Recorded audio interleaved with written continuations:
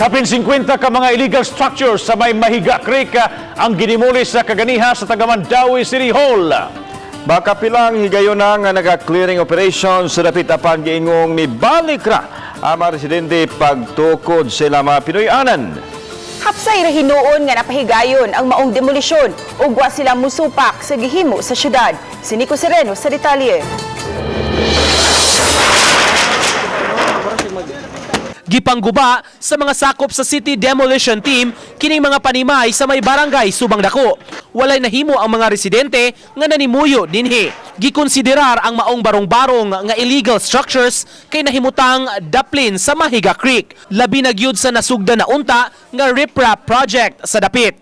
Gipasabot sa City Hall nga gikinahanglan kining demolisyon o clearing sa mga barong-barong tungod kay dili makapadayon ang proyekto sa DPWH sa ilang pagriprap niining bahin sa sapa. Giklaro sa syudad, misubay sila sa proseso sa clearing.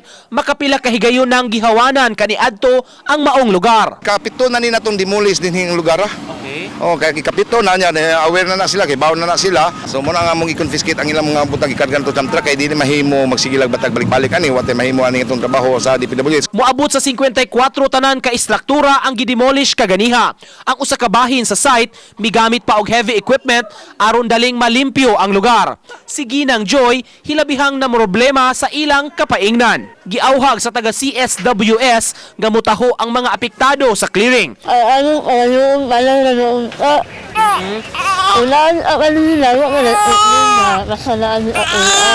Apan giklaro sa dakbayan ang mga unang nanimuyo ug naapektuhan sa clearing na pabalhin na sa 6.5 relocation site sa may barangay Paknaan.